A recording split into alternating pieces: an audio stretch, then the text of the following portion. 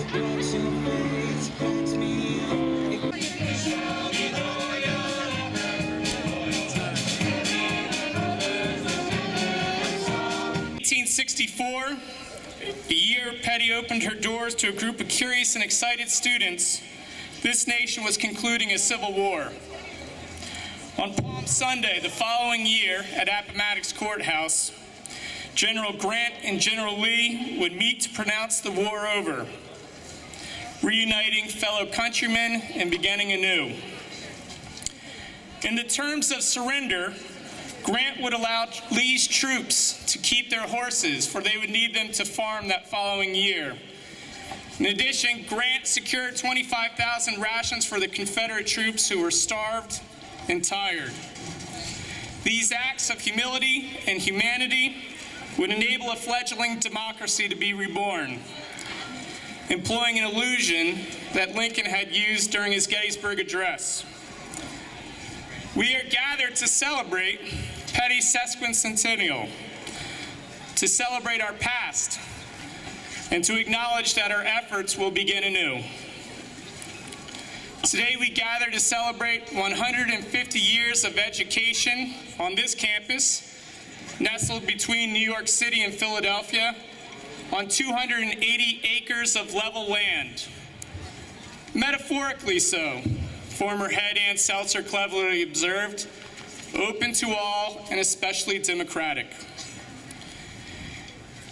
It is not lost on those who know Peddie well that Walter Annenberg was able to go to a boarding school during the Roaring '20s because Peddie did not use religion as a determinant during the admissions process. It is not a surprise to those who know Peddie well that Peddie students didn't explode in glee when the bombs were dropped in 1945. Rather, as alumnus Thomas Fairhurst had observed, the students came back in the dog days of that year to celebrate in solemn and respectful ways.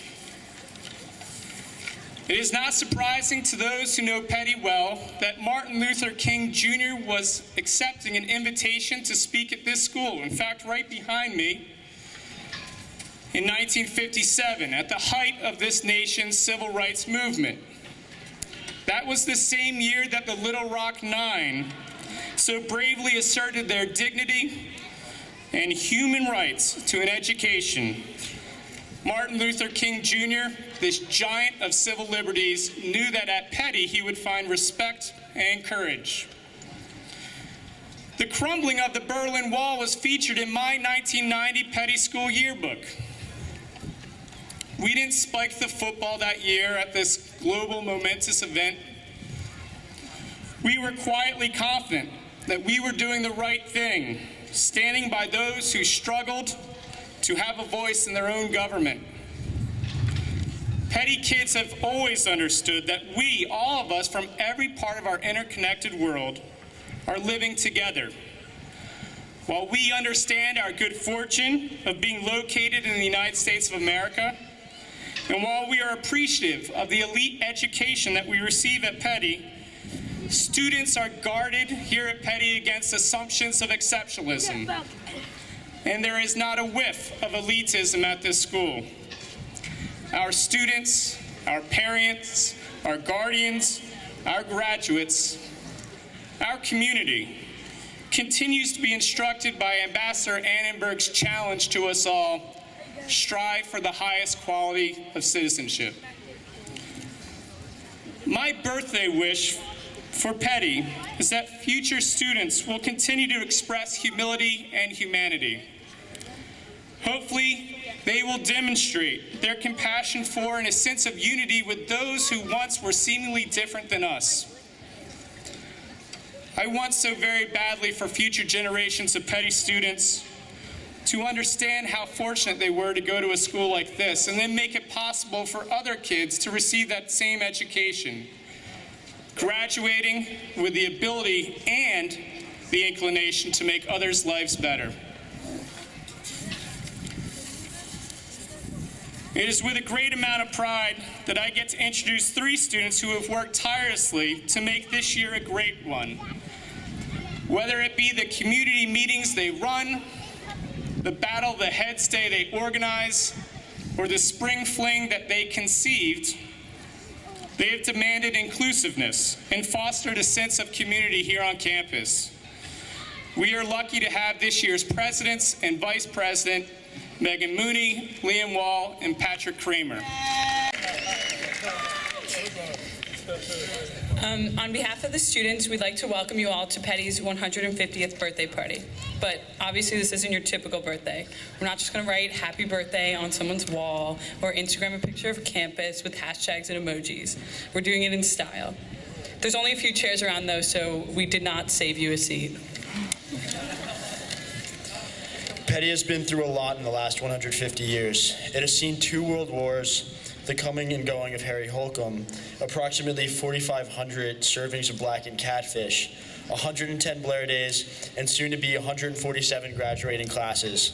So, what could we in 2014 possibly have in common with students of all these years? Peddie not only has intelligent teachers, driven and passionate students, and a beautiful campus, but also a remarkably diverse community. However, there is one thing that unites all students, whether they're a part of the first graduating class or soon to be the 147th graduating class.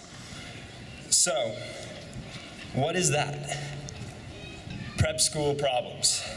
Deep in the archives of Annenberg Library, we uncovered a collection of ancient tweets from 1864. Behold.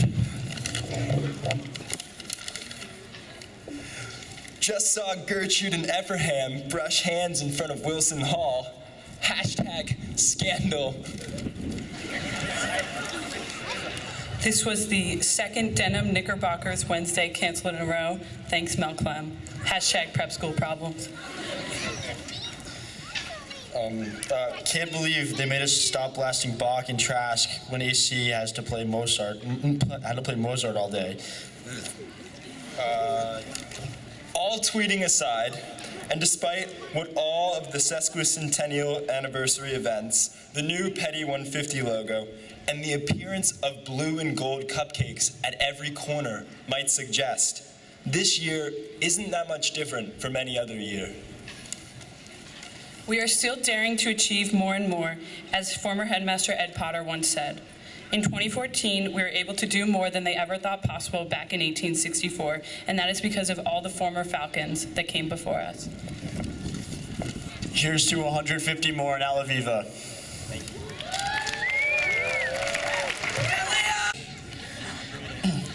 A master English teacher, an advisor, a soccer coach, a lacrosse coach, a dorm supervisor, a college counselor, director of admissions, and a head of school for nearly 2 decades, Peter Quinn is the exemplar of a boarding school man. He leads with wit, patience, and humility. Being married to Mary Ann, a nuclear physicist, the humility is easily understood. The wit and patience is a bonus. At any rate, we are lucky to have Peter guiding Peddie as we head into our next 150 years, and we are fortunate to have him speak with us today. Mr. Quinn?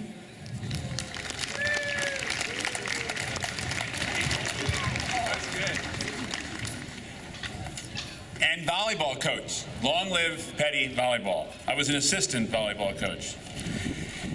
Thanks, Peter, and thanks, Patrick, Liam, and Megan. That was a wonderful set of tweets. We'll look for more from those tweets from the ancient files. And thank you, Peddie music people, musicians, vocalists, instrumentalists. Thanks especially for the addition of the New Orleans accent to your performance today. So we're finally here. You're 150. I'm 150. We're all 150. Teams DeGray, Green, Potter, and Seltzer are 150. All of the freshmen are 150. And are the seniors 150? But wait. We know that Euclid tells us that two things that are equal to the same thing must be equal in themselves, and freshmen could never be equal to seniors, so that's not it. We're not all 150 years old. I mean, I might be, but the rest of you aren't. But maybe the campus is 150 years old. Sure, that's it. So happy birthday, happy 150th Center Campus. But not really. It's actually a lot older, maybe a dozen millennia or so in its current form, save the trees. And Peddie hasn't owned it for 150 years yet. So is it the buildings? That's it. Happy birthday, Annenberg Hall. Wrong again. 1923. There is a building on campus that's 150. That's Mr. and Mrs. Tennyson's house, Kalamathia, and it's a lot older than that.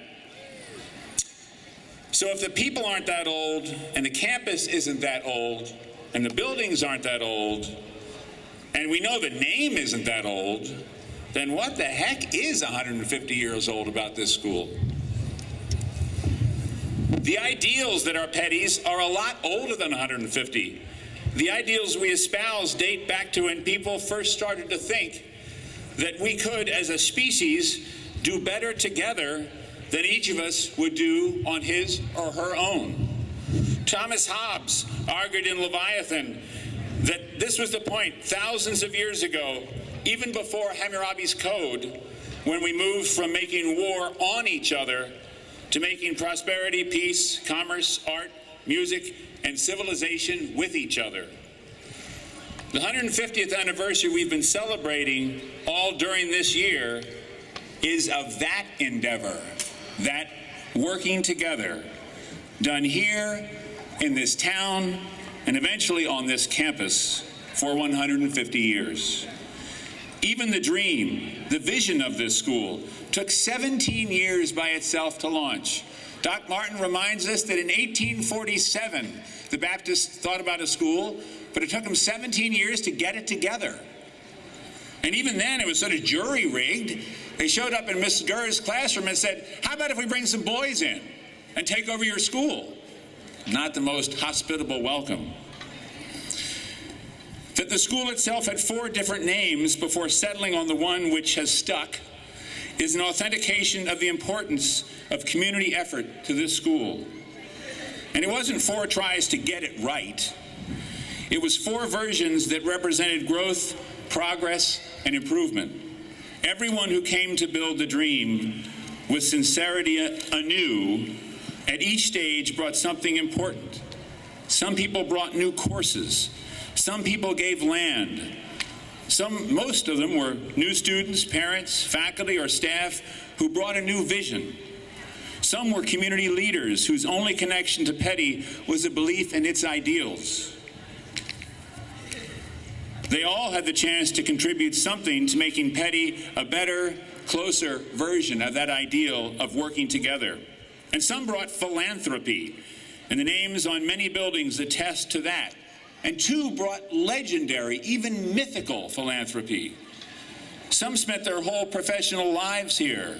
Julia Groves, 52 years working at Peddie, 52 years, 1920 to 1972.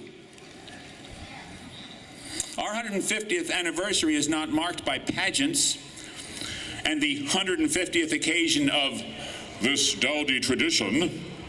This is not a school opposed to change or reimagination, and it's not a school that values traditions only because they're old.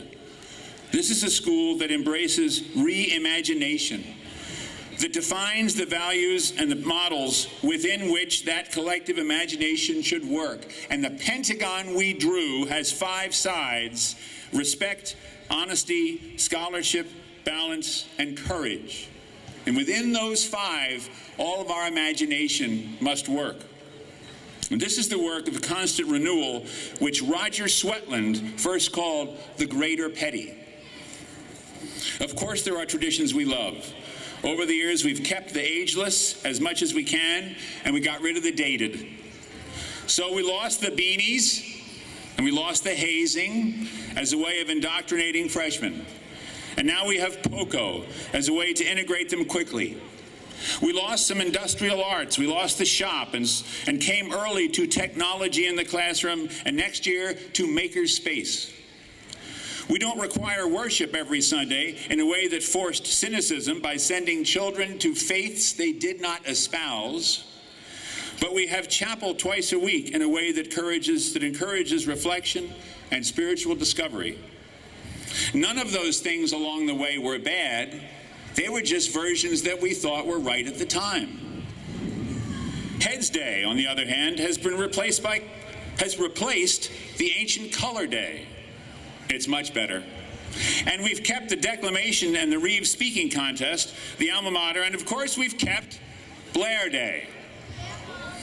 The customs that are of enduring importance endure. So today we say happy birthday, but let me just draw one final distinction.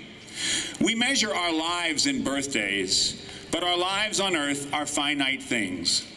There's an average lifespan that we humans have, and while it's getting longer, it's not nearly 150 yet. So when we say happy birthday, in the back of my mind is the sense that I only have a limited number of these birthdays left. When I think of our 150th anniversary, I think that it's really the celebration of the 149 editions of Peddie before us, and a dedication to the next 150 editions at least.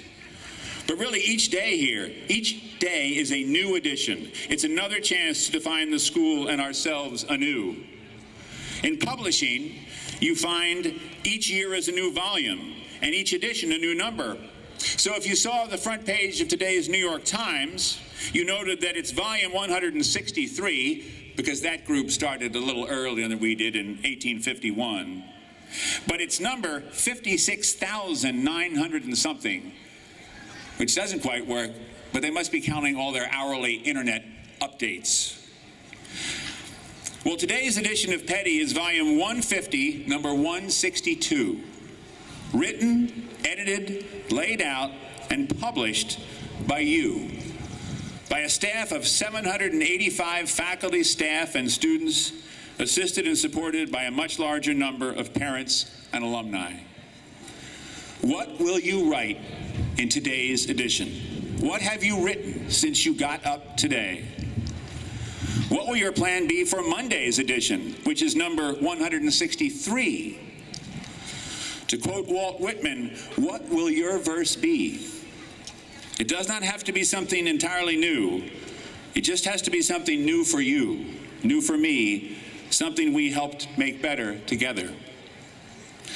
And can any of us imagine what volume 200, number 1, will look like on some September morning in 2064? Well, anyway, Viva, and happy birthday, Peddie.